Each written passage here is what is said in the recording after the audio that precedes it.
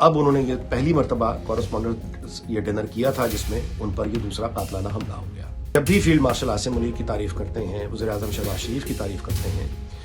تو یہ تعریف بنیادی طور پر ہندوستان کے سینے پر سانپ بن کر لوٹتی ہے، اور پاکستان جو کوششیں کر رہا ہے، خدا کرے کہ وہ ان کوششوں میں کامیاب ہو اور جنگ کا دائرہ نہ پھیلے۔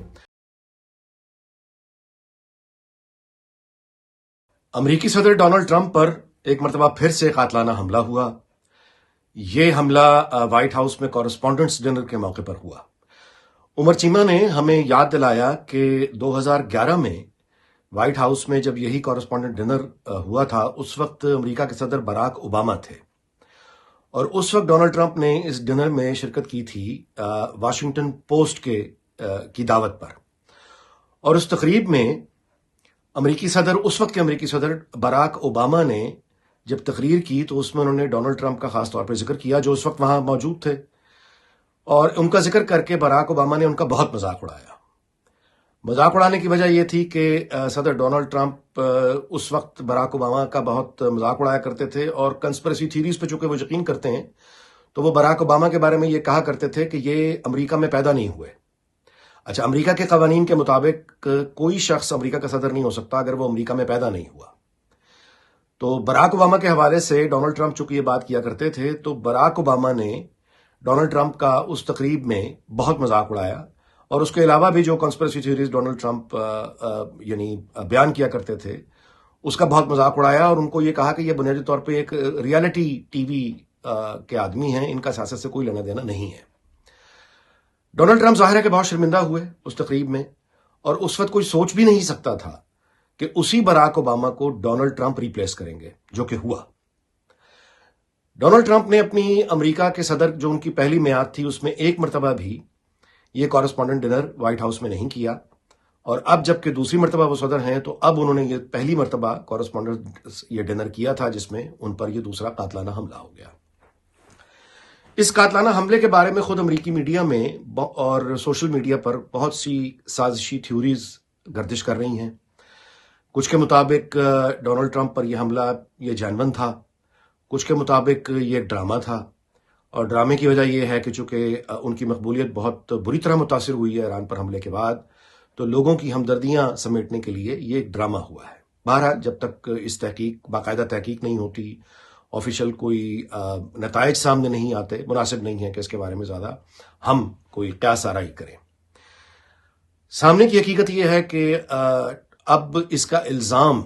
کس پہ لگتا ہے؟ خدا نہ خواستہ اگر حملہ آور اپنے مقصد میں کامیاب ہو جاتا تو یہ بہت بڑی تباہی ہو سکتی تھی، خاص طور پہ اس وقت جس وقت امریکہ حالت جنگ میں ہے ایران کے ساتھ،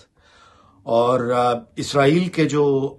سازشی عناصر ہیں ان کو ایک موقع ہاتھ آ گیا ہے کہ وہ دوبارہ سے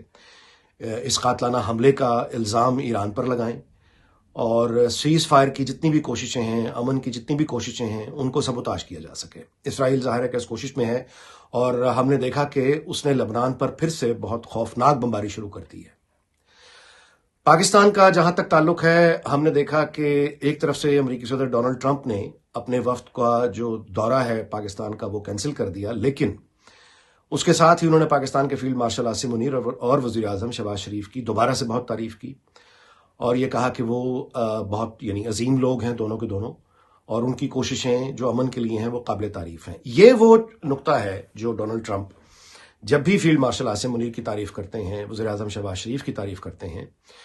تو یہ تعریف بنیادی طور پر ہندوستان کے سینے پر سانپ بن کر لوٹتی ہے، اور مودی حکومت کے پاس کوئی چھپنے کی جگہ نہیں ہے اب وہ کوئی بہانہ نہیں بنا سکتے، کیونکہ ایک مستقل رویہ ہے ڈونلڈ ٹرمپ کا۔ جب بھی ان کو موقع ملتا ہے، جب بھی پاکستان کا ذکر آتا ہے، وہ فیلڈ مارشل کی تعریف کرتے ہیں، وزیر اعظم کی تعریف کرتے ہیں، اور مودی حکومت کے پاس یا اس کی پوری وزارت خارجہ کے پاس اب کوئی ایسا بہانہ نہیں ہے کہ وہ جھوٹ بول کر اپنے لوگوں کو مطمئن کرے کہ ان کی خارجہ پالیسی کامیاب ہے۔ کوئی بہانہ اب ان کے پاس نہیں رہا،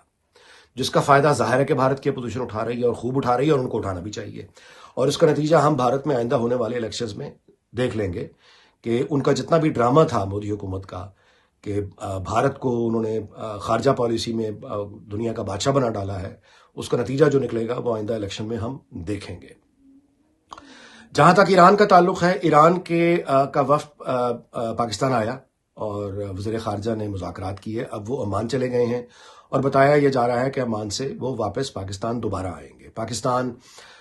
کے بارے میں یہ بھی بات اب ابصار عالم نے بھی کنفرم کر دیا ہے کہ پاکستان کے ڈپٹی وزیر اعظم اور وزیر خارجہ اسحاق ڈار صاحب سے ان کی بات ہوئی ہے،